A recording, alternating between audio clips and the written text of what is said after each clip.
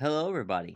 I'm the OG Gamer, and welcome to, I guess, another Gamer Rant. I don't know what else to call it.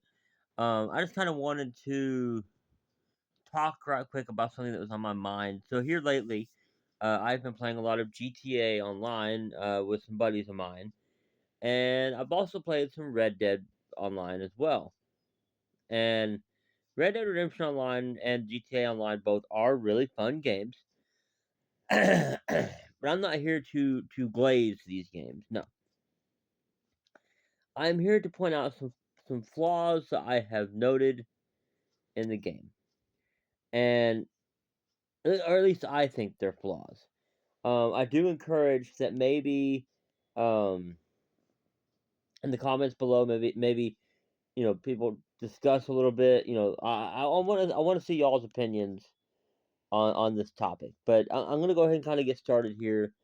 I'm gonna start with, I guess, GTA Online because it was chronologically the first to come out.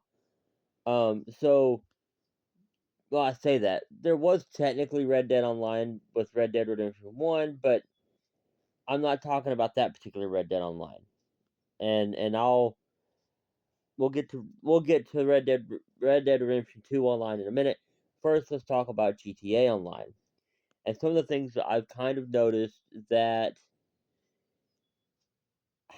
I don't really know how to describe how I feel about it. So, when I first started, right, mind you, I haven't been on GTA Online for very long. I think I'm like level 120 maybe. I mean, I'm not very high level compared to others. I've seen people out there that are like level 5,000. Okay, that may not actually be a level. I'm just being facetious, but still, um, I've seen some ridiculously high level people out there.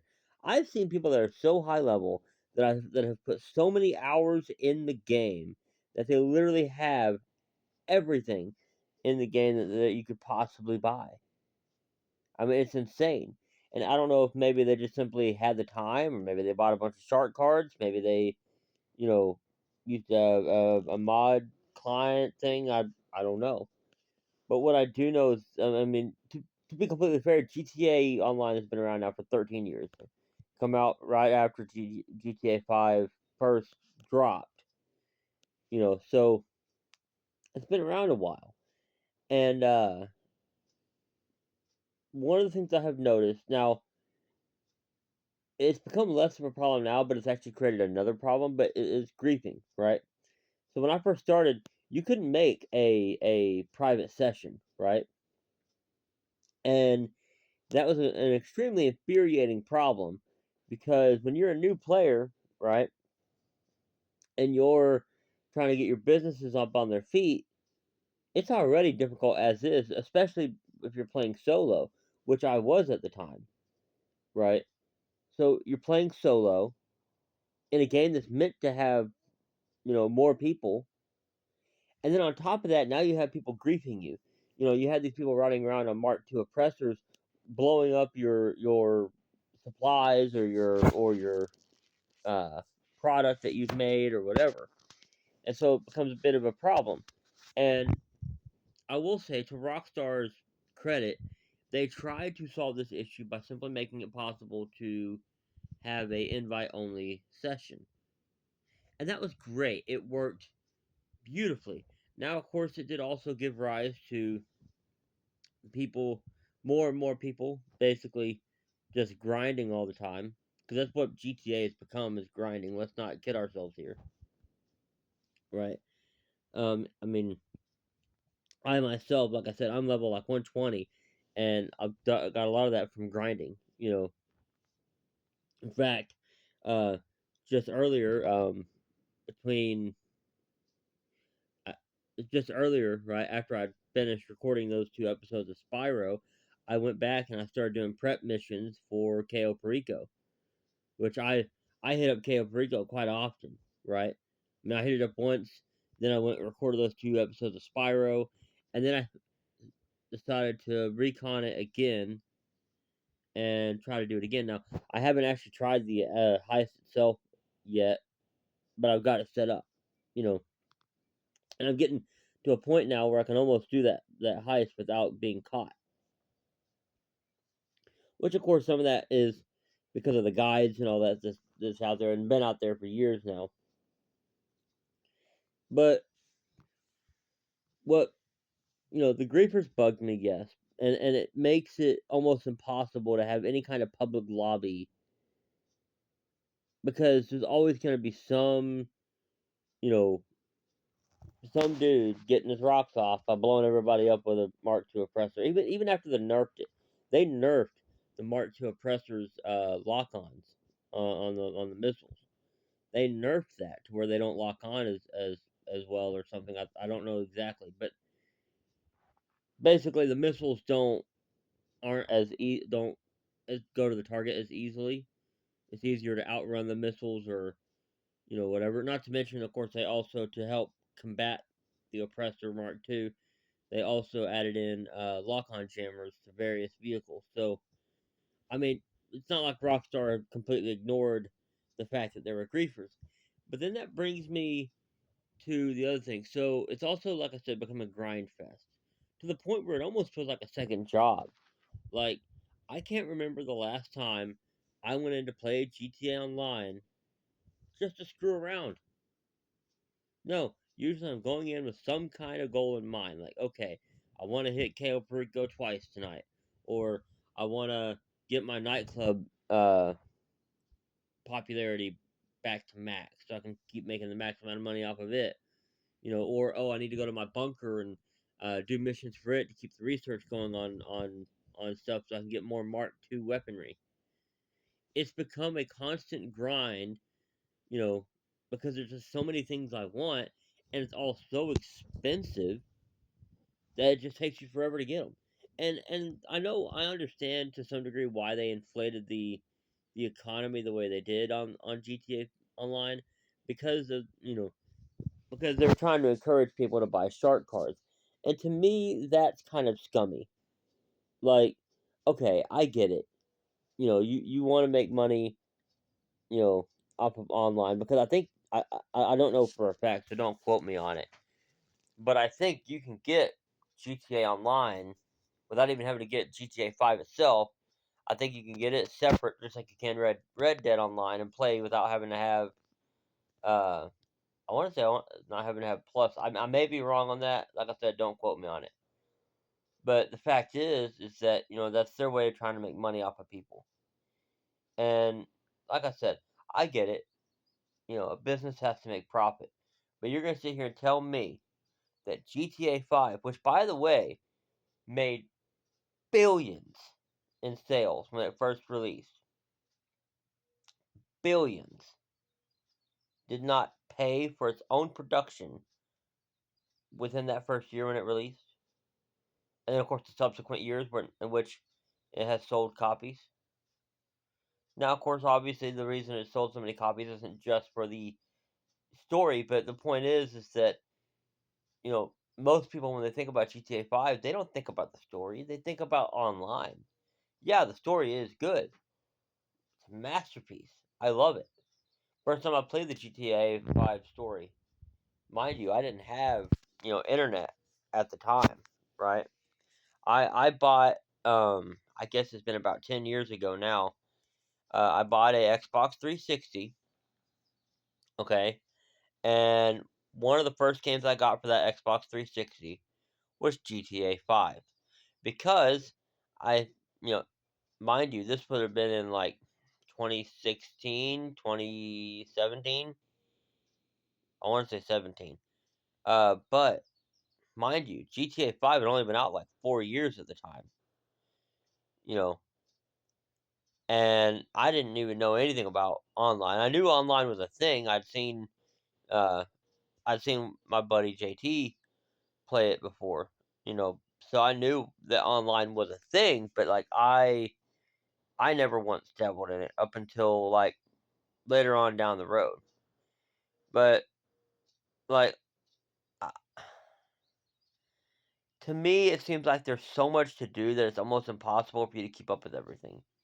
Like right now, myself, as of right now, right, I have a bunker, I have a facility, I have an agency, I have the counterfeit cash operation, uh, the nightclub, my my hangar at LSIA or AI, whatever, LS airport, basically. Um, let's see, my corporation, which also has businesses coming off of it. I mean, there's just so much to do, and it's literally impossible to maintain all of it. It's impossible because in order for you to do that, you literally have to be in multiple places at once, right? Or like work on each thing like a very, very small bit at a time.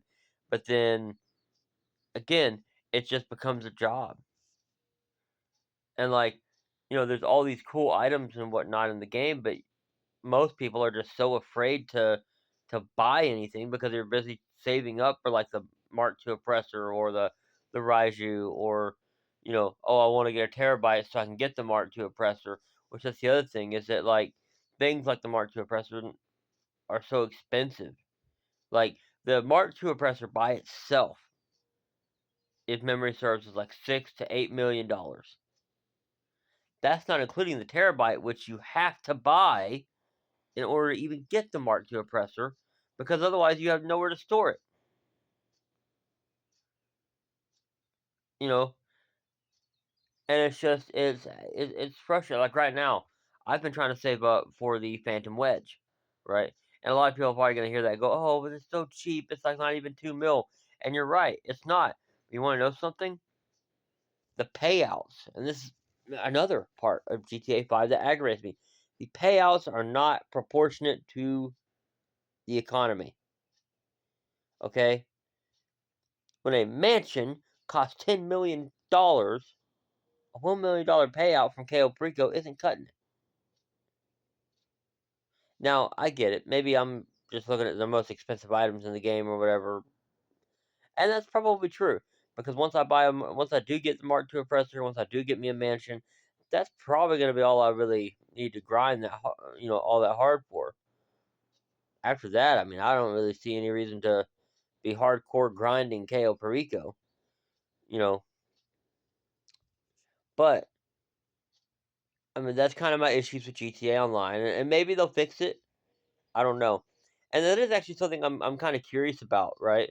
So with GTA 6 rumored to be coming out within the next year, I'm very curious to know if how they're going to handle GTA Online. Are they going to just keep it on the GTA 5 engine, or are they going to port everything over? Or like, are they going to make it where you can port everything over from GTA 5 to GTA 6? You know what I mean? Like, for example, on Call of Duty Modern Warfare, the one that came out back in 2022, um, I bought some operator skins. Right now, if I get on Modern Warfare 2, I can still use those operator skins. But here's the cool thing: they carry over into Warzone, and that's what I mean. Like, I'm wondering, are they going to do GTA Online like Warzone, where it's going to get updated to run off of like the new engine that's for GTA 6? And what would that mean for those of us who, like for example, like I play on PS5, right?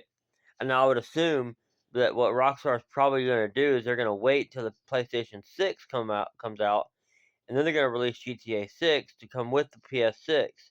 The question is, are they going to make it backwards compatible with PS5? I mean, it would only be, from a business perspective, it'd be logical, because it'd be kind of dumb to potentially alienate over half of your fan base because, oh well, they can't afford a PS6. But who knows? Who knows? Anyways, now we're gonna get on to Red Dead Online, right? So my biggest issue with Red Dead Redemption 2 Online, I have two issues, two big issues with it. One is that, again, a lot of griefing, and for whatever reason, Rockstar has not fixed it. Right? Mind you, private sessions in GTA 5 online has been a thing now for years at this point. And yet for some strange reason, Rockstar just won't do that with Red Dead. And see, I'm beginning to wonder if the reason being is that they can't feasibly do it without it completely taking out all the competition.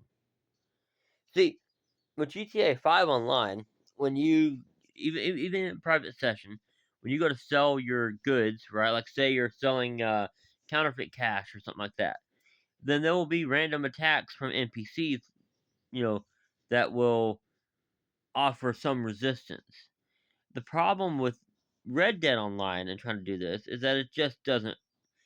I don't know if they could make it work. I mean, I think they could. I think it would be pretty doable. But I feel like that's probably one of the reasons why they haven't done it is because it's harder to make random encounters when you're in the old west versus modern day where there's a lot more freedom of creativity with how it works. Um, I will say this though, I feel like if they did add private sessions to Red Dead Online, it would greatly increase the amount of people playing it because then people could actually grind out their businesses and not be bothered by the griefers. Because that's one of the biggest issues I have in Red Dead is that I can't even walk into Valentine without without the entire town getting shot up like the OK Corral. All right, I know it is an old west game and everybody wants to be Wyatt Earp and everything, but you're not. You're not. All right. I mean, come on. But anyways, the second thing that irritates me with Red Dead Redemption Online is the economy. Much like with GTA 5, the economy in Red Dead Online is ridiculous.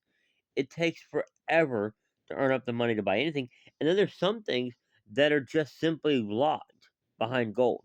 So there's actually multiple currencies in Red Dead Redemption Online. You have your normal money, right? Then you have gold, and then you have capital. I'm gonna call it capital for the sake of simplicity.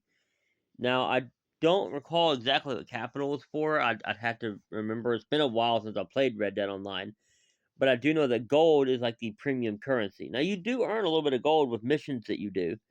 So and of course with any sell and basically anything you do in the game does earn you a little bit of gold, but it takes a tremendously long time. You know, depending on the missions you're doing to build up enough gold for any kind of role. Now, I will say I recommend any new players if you're going to play Red Dead Online, I would strongly suggest looking at two specific roles.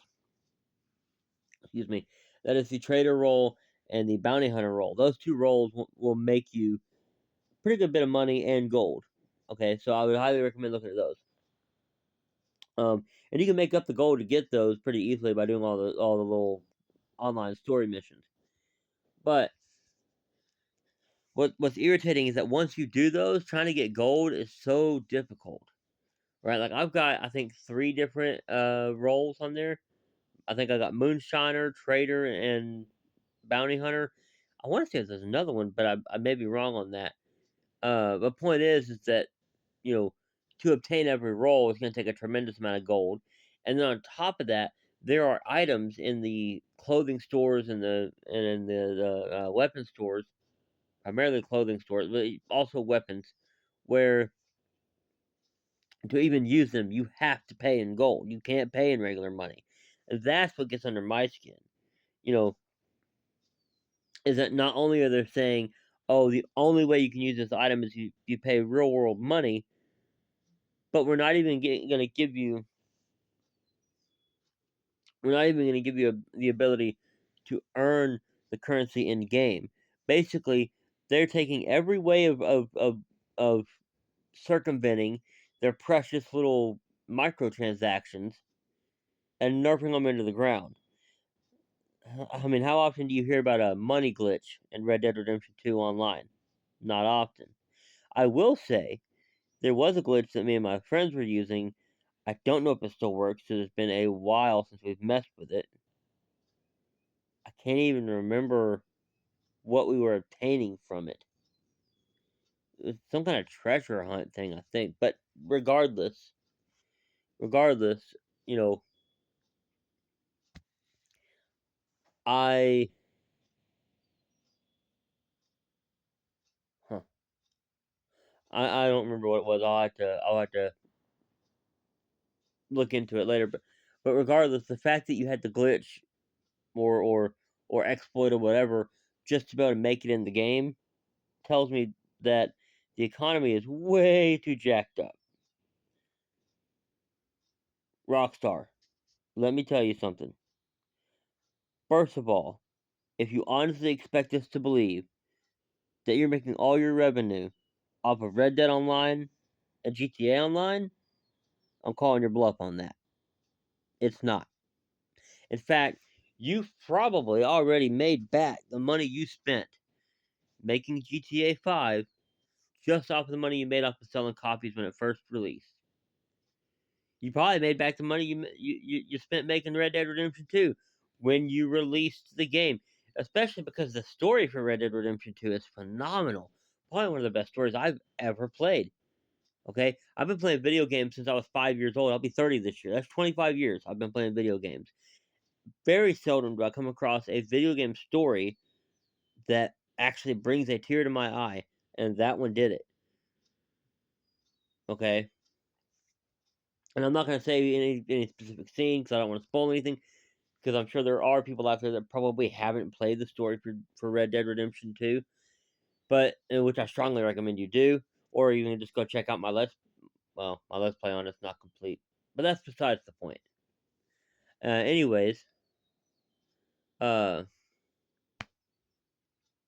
yeah, I mean, to me, it feels like these online games are killing the single player industry, right? Like I can't remember the last time I heard about a game coming out that was a single player story driven game that was just phenomenally off the wall good. Like I think the last good story driven game that I remember seeing come out was Red Dead Redemption 2. Oh, no, I take that back. God of War Ragnarok, I think. Might have been one after that, I don't remember. But I know, you know, they're very few and far between. And for an old school gamer like myself, it's almost gut wrenching to watch this happen. To know that there's a whole generation of gamers out there who care nothing about being told a story, who are just wanting to go online, and kill random people just because they can.